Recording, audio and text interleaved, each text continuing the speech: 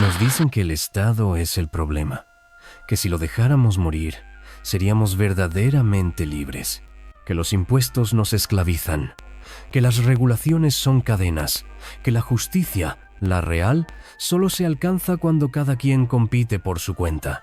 Desde las pantallas, los parlantes y las cuentas que marcan tendencia, se repiten consignas disfrazadas de sentido común.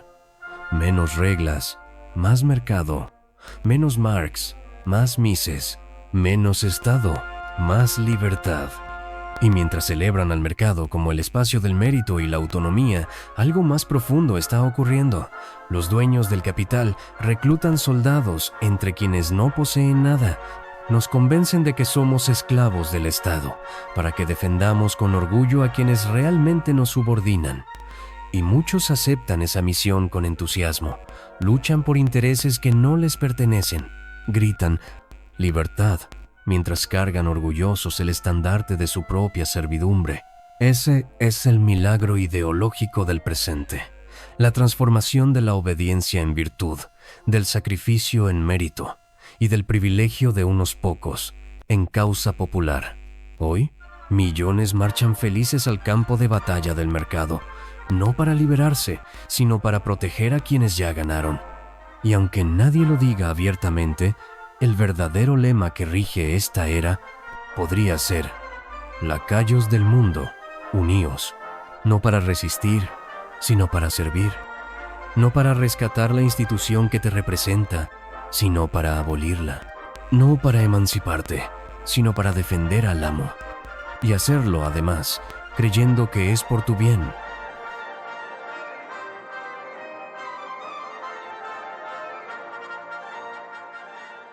Durante siglos, la mayoría de los europeos no eran ciudadanos, eran siervos ligados a la tierra, subordinados a un señor feudal. No podían moverse libremente, ni comerciar, ni decidir su destino. Y tampoco existía eso que hoy llamamos mercado. Pero en los márgenes del sistema feudal, algo comenzó a emerger. Entre el siglo XI y el XIII, en los cruces de caminos, cerca de monasterios, fortalezas o puertos, empezaron a levantarse pequeños asentamientos urbanos, los burgos. Allí llegaban campesinos escapados, artesanos sin tierra, mercaderes errantes, exmilitares desmovilizados, hasta monjes que querían vivir del trabajo. Gente sin títulos, sin privilegios, pero con manos, ideas y voluntad de comerciar. Personas sin un lugar fijo en el orden feudal, que juntas empezaron a construir otra forma de vida. Los burgos crecieron no porque alguien los diseñara, sino porque era necesario que existieran. El campo ya no podía absorber a toda la población. Las rutas comerciales comenzaban a reactivarse, y con ellas, la necesidad de tener centros donde producir, almacenar, vender y protegerse. Esos centros dieron origen a las primeras ciudades autónomas de Europa, las comunas medievales. Y en su interior nació algo todavía más raro: la autogestión. Sin rey, sin señor, con consejos comunales, milicias propias, normas escritas por los propios vecinos y, sobre todo, gremios. Los gremios eran asociaciones de artesanos, curtidores, herreros, panaderos, carpinteros.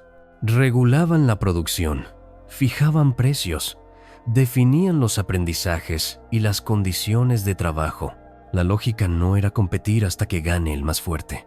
Era mantener el equilibrio interno, que nadie quedara fuera, que todos pudieran vivir de su oficio. Henri Pirenne, historiador belga, lo expresa de la siguiente forma: la ciudad medieval era una asociación, un organismo de intereses comunes que regulaba la vida económica, jurídica y social de sus miembros. No había mano invisible, había estatutos. No había competencia ciega, había acuerdos. Y no había libertad de explotar, había control mutuo. Karl Polanyi lo confirmó siglos después. El mercado autorregulado fue una invención moderna. Antes de eso, toda economía estuvo incrustada en la sociedad. La burguesía, esa clase a la que hoy se presenta como individualista y emprendedora, nació en realidad, de esta estructura comunal. Nació organizando el trabajo, la seguridad, el aprendizaje, el comercio, la justicia.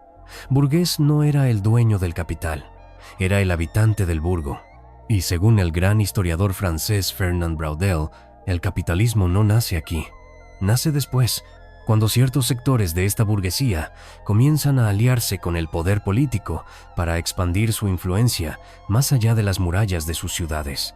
Y como lo explica en su libro La dinámica del capitalismo, el capitalismo siempre ha necesitado del Estado, no lo rechaza, lo utiliza. Por eso, la idea de que el mercado nació libre, que la intervención es una distorsión y que el Estado solo estorba, es una fantasía útil para quienes ya tienen poder. El mercado nació regulado, la burguesía nació en comunidad, la economía nació dentro de la sociedad, no fuera de ella. Y quienes niegan u omiten esta realidad histórica para adaptar el discurso a sus doxas colaboran para que terminemos sirviendo a intereses que no entendemos en nombre de una libertad que nunca existió.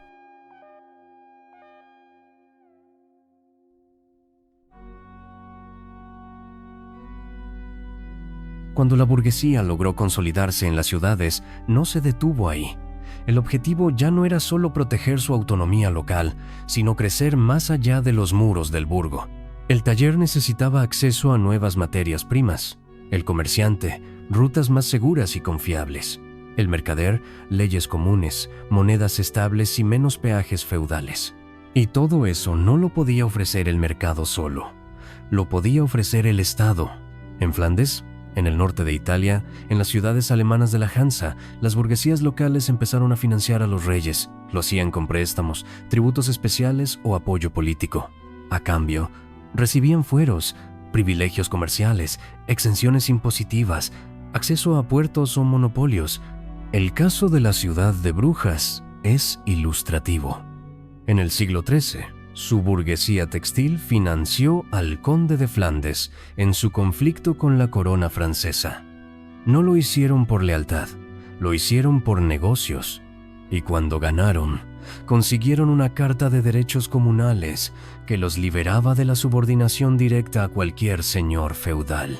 La autonomía que lograron no fue un acto revolucionario, sino una transacción política, y no fue un caso aislado. En la Corona de Aragón, las cortes catalanas del siglo XIV estaban dominadas por comerciantes de Barcelona que negociaban impuestos a cambio de influencia. En las ciudades del norte de Italia, como Florencia o Venecia, los banqueros burgueses directamente controlaban los gobiernos locales y también prestaban dinero a los papas y emperadores. Como señala Perry Anderson en su monumental estudio El Estado absolutista, la burguesía no se enfrentó al absolutismo, se insertó en él, lo alimentó, lo financió, lo utilizó para destruir los restos del feudalismo y abrir paso a su dominio económico. En Francia, por ejemplo, los reyes centralizaron el poder, crearon ejércitos profesionales, impusieron una moneda nacional y eliminaron los pequeños feudos que fragmentaban el comercio. Y todo eso fue celebrado por las clases urbanas, que por fin podían comerciar sin pagar diezmos a cada señor por cuyas tierras pasaban. En Inglaterra, tras la Guerra de las Dos Rosas, la consolidación de los Tudor trajo estabilidad monetaria, eliminación de barreras internas y expansión del comercio exterior. Las ciudades portuarias como Londres o Bristol crecieron al amparo del Estado, no contra él. Fernand Braudel lo dice con claridad demoledora. El capitalismo no puede funcionar sin el Estado. Le necesita para crear un marco legal, militar, financiero y logístico que el mercado por sí solo nunca podría construir. Y Manuel Wallerstein fue más allá. Mostró cómo el surgimiento del sistema capitalista moderno en el siglo XVI fue inseparable del rol de los estados europeos. Protegieron mercados internos, impusieron aranceles, crearon flotas comerciales y abrieron la expansión colonial. Sin Estado, no hay colonias. Sin colonias, no hay capital acumulado. Sin acumulación, no hay burguesía dominante. La libertad de comercio no nació libre, nació bajo escolta. armada, impositiva, reglamentada. Mientras tanto, en el plano interno, los reyes creaban códigos civiles, sistemas tributarios unificados, burocracias administrativas y justicias centralizadas. Todo eso que hoy se llama intervención estatal era entonces una demanda de la propia burguesía, que quería previsibilidad para sus contratos, protección para sus bienes y normas claras para la propiedad. Con el tiempo, esa burguesía dejó de financiar al rey y quiso ocupar su lugar. Ese fue el impulso de las revoluciones liberales. Pero incluso entonces, lo que se buscaba no era abolir el Estado, sino rediseñarlo a su medida. Quentin Skinner, historiador del pensamiento político moderno, lo resume así: el Estado moderno fue concebido no para limitar la propiedad, sino para garantizarla. No para contener el poder económico, sino para hacerlo legítimo. Por eso, la idea de que la burguesía es enemiga natural del Estado es falsa. El Estado fue su gran herramienta para destruir el feudalismo, para construir el mercado, para expandir el capital. Y por eso, cuando hoy escuchamos a los voceros del liberalismo repetir que el Estado es el problema, conviene recordar, sin el Estado, esas élites a las que tanto admiran no existirían.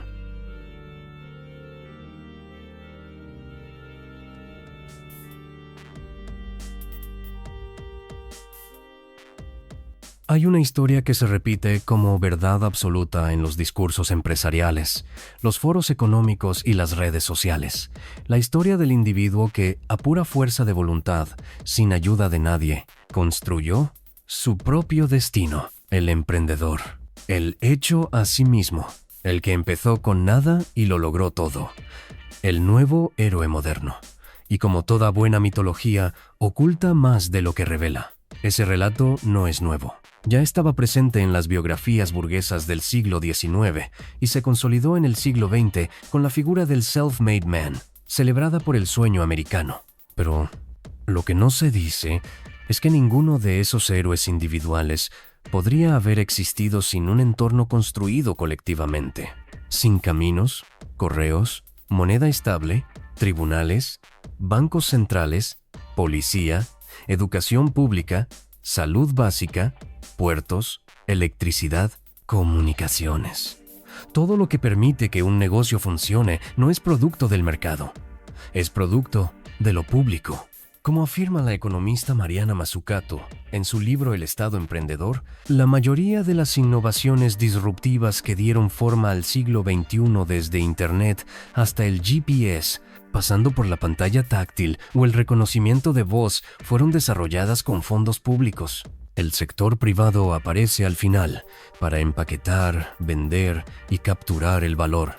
Apple, por ejemplo, no inventó ninguna de las tecnologías centrales del iPhone. Todas fueron desarrolladas con dinero del Estado. Pero cuando el producto final se volvió rentable, la ganancia fue 100% privada. Y esto no es una excepción. Es el modelo. Elon Musk, ícono de la autosuperación capitalista, recibió más de $4.900 millones en subsidios estatales. SpaceX, Tesla y SolarCity se expandieron gracias a créditos públicos, licencias gubernamentales y contratos del Estado. Amazon, de Jeff Bezos, opera sobre infraestructura logística estatal, contratos públicos y exenciones fiscales. Aún así, ha llegado a pagar 0 impuestos federales en Estados Unidos, y cuando se les cuestiona, invocan la libertad de mercado. Eso no es libertad, es dependencia estructural del Estado, negada ideológicamente. Las grandes farmacéuticas se apoyan en décadas de investigación universitaria financiada con impuestos. Las empresas tecnológicas dependen de redes eléctricas, satélites, infraestructura de datos, educación pública. Los gigantes del transporte dependen de rutas, subsidios, aeropuertos y tratados internacionales negociados por estados. Aún así, cuando llega el momento de hablar de impuestos, de regulación, de responsabilidad social, ese mismo capital que fue criado por el Estado se presenta como su víctima. Ese es el milagro ideológico contemporáneo, convertir a los más privilegiados en supuestos oprimidos y a quienes los sostienen en enemigos. El emprendedor es presentado como un ser autónomo, libre de vínculos, puro mérito. Pero detrás de su éxito hay empleados públicos, carreteras mantenidas por el Estado, becas, infraestructura pagada con dinero común. Es un producto social que se narra como si fuera un milagro individual. El mito del emprendedor no busca celebrar el esfuerzo, busca borrar las condiciones materiales que hicieron posible ese esfuerzo, y así justifica que la riqueza se concentre sin devolver nada. En este nuevo relato, el que emprende es libre, y el que cobra subsidios es un parásito. Pero nadie llama parásito a la empresa que evade impuestos y después pide un rescate estatal. Nadie llama subsidiado al unicornio tecnológico que vive de fondos públicos antes de salir a bolsa. Nadie llama dependencia a la red de infraestructura pública sin la cual no podrían operar. Eso no es mérito, es privilegio. Y es tiempo de decirlo con claridad. La libertad económica sin estructura pública no existe. El éxito sin lo común es una ilusión. Y el emprendedor sin Estado es como el navegante sin barco. Puede soñar con conquistar océanos, pero no va a salir del muelle.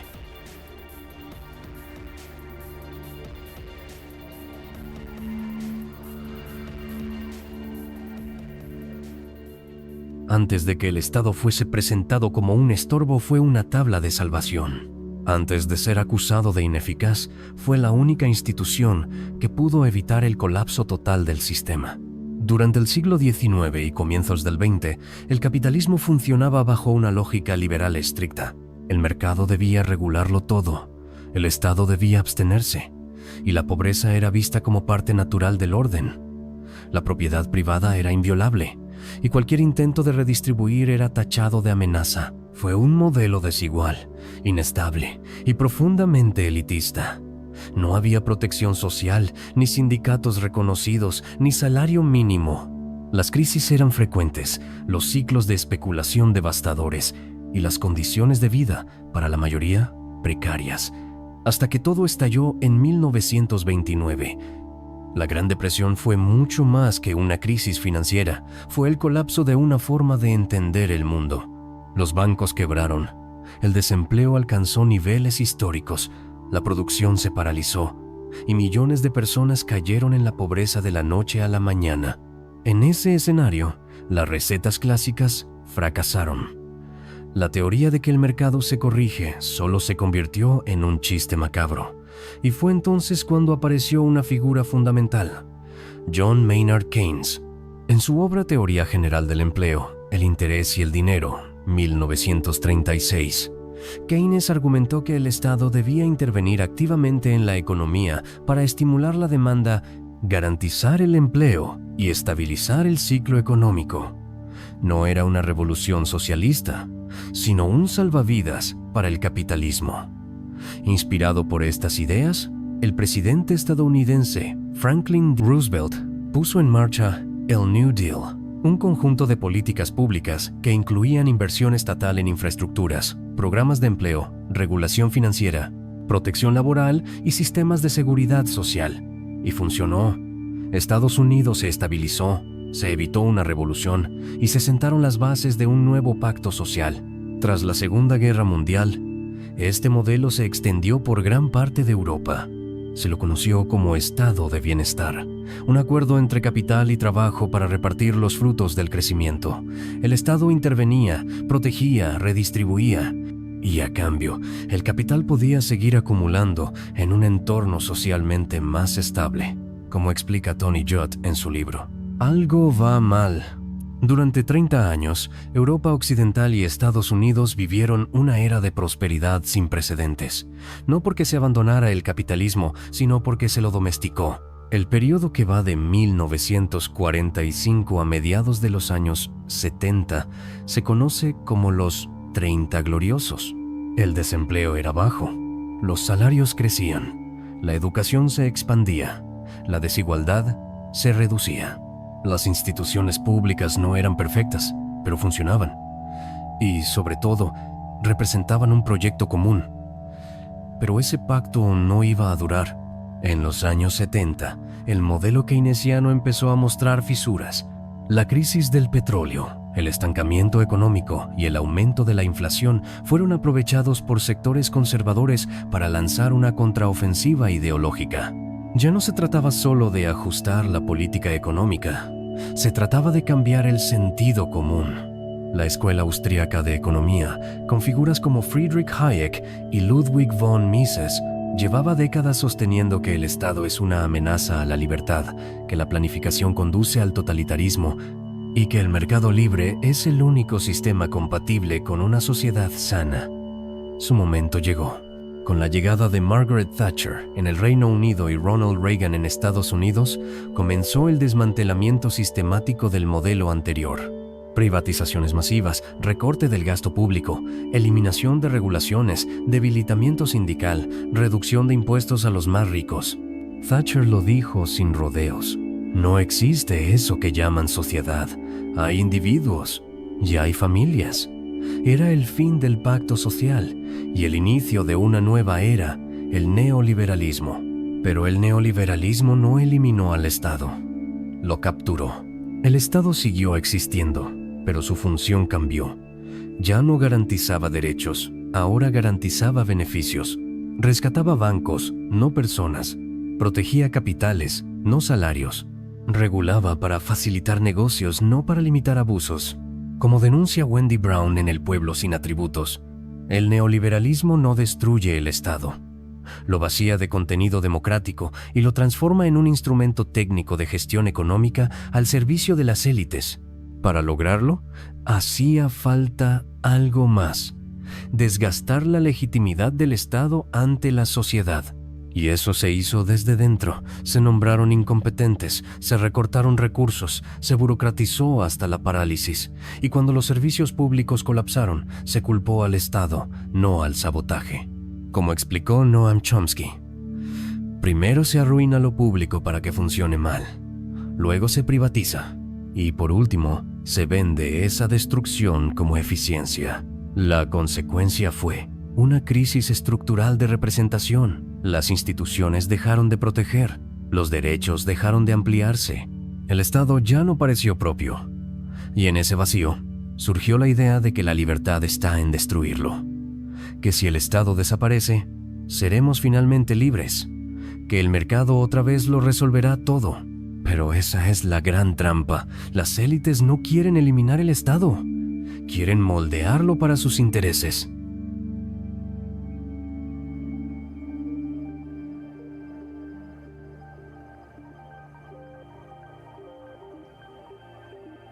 Después de desmantelar el estado del bienestar, después de capturar las instituciones públicas y secar la política desde dentro, la élite económica encontró una nueva forma de poder. Ya no necesita represión ni consenso. Ahora tiene algo mejor: tecnología. Nos dijeron que Internet nos liberaría, que trabajaríamos desde casa, nos informaríamos sin censura, seríamos nuestros propios jefes, más creativos, más conectados, más libres. Pero lo que se ha construido no es una utopía digital, es una estructura de control invisible, hipercentralizada y profundamente rentista.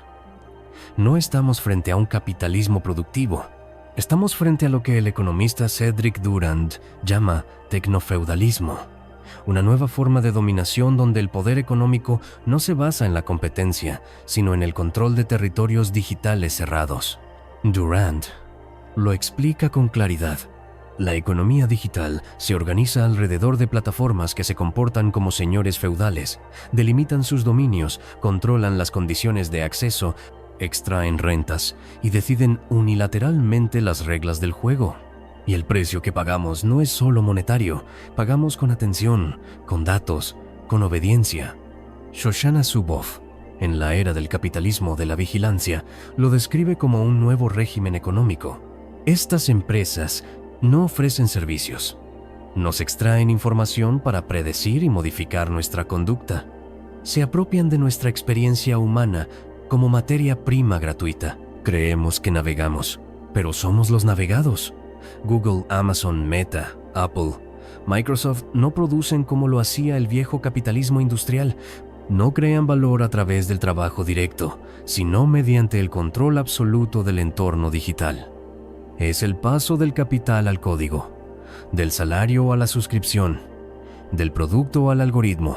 Ese es el nuevo contrato digital. Crees que eliges, pero te predicen. Crees que opinas, pero te filtran. Crees que trabajas para ti, pero trabajas para plataformas que no conoces y que no puedes regular. Yanis Varoufakis va más allá. En Tecnofeudalismo, lo que mató al capitalismo sostiene que ya no vivimos en capitalismo, que el mercado ha sido desplazado por un sistema donde las decisiones económicas ya no se rigen por precios ni competencia, sino por las decisiones arbitrarias de plataformas privadas que funcionan como mini estados. Amazon, por ejemplo, no es un actor en el mercado, es el mercado mismo. Decide quién vende, qué se vende, cuánto se cobra y a quién se visibiliza. Eso no es capitalismo, eso es feudalismo digital. En este sistema, los nuevos amos no poseen fábricas, sino plataformas, y tú no trabajas para ellos, trabajas dentro de ellos. Uber, Airbnb, Instagram, YouTube, todo lo que haces, compartes, produces o consumes es traducido en datos, y esos datos son monetizados por otros. Y lo más perverso es que todo esto viene envuelto en un lenguaje de libertad. Somos creadores, emprendedores, freelancers, usuarios, pero no decidimos nada. Los algoritmos deciden qué ves, qué vale tu tiempo, cuánto cobras, quién te encuentra, quién te ignora. Es un sistema jerárquico sin rostro. Y mientras el Estado queda desbordado, sin herramientas, sin regulación, sin soberanía digital, los nuevos señores digitales diseñan el futuro en silencio. El modelo es claro. Uber no tiene coches, Airbnb no tiene casas, Facebook no crea contenido, pero todos cobran renta. No producen, intermedian y dominan. Así funciona el nuevo feudalismo digital. Un sistema en el que ya no se posee la tierra, sino las plataformas. Y si no estás en ellas, no existes. Los algoritmos son los nuevos escribas, los términos de uso, los nuevos estatutos. El acepto sin leer, la nueva servidumbre voluntaria. Estamos, como señala Varoufakis, ante una nueva edad media digital, donde el acceso al mundo depende de tu lealtad a plataformas privadas. Y como en toda servidumbre bien diseñada, ni siquiera lo notamos. El resultado es una ciudadanía fragmentada, precarizada y desinformada. Un mundo donde el discurso del emprendedor digital oculta la dependencia de millones que trabajan sin derechos, sin contratos, sin protección. ¿Y el Estado? Ausente. Porque el marco legal no va al ritmo de la tecnología, porque las élites que diseñan este sistema financian campañas, redactan normas y bloquean cualquier intento de regulación. Los datos, el código y la infraestructura son el nuevo capital y están en manos de muy pocos. Volvemos a la Edad Media, pero con 5G. Ya no vivimos en países, sino en plataformas. Ya no somos ciudadanos, sino perfiles. Ya no elegimos, sino que somos elegidos por algoritmos que nunca sabremos cómo funcionan. Y lo peor de todo, creemos que somos libres, porque podemos opinar, comprar, desplazarnos, pero no decidimos nada, ni qué vemos, ni cuánto valemos, ni a quién enriquecemos. Ese es el nuevo rostro del dominio burgués, tecnológico, aséptico, invisible, pero igual de jerárquico, igual de rentista, igual de excluyente. La diferencia es que ahora ni siquiera sabemos a quién estamos sirviendo.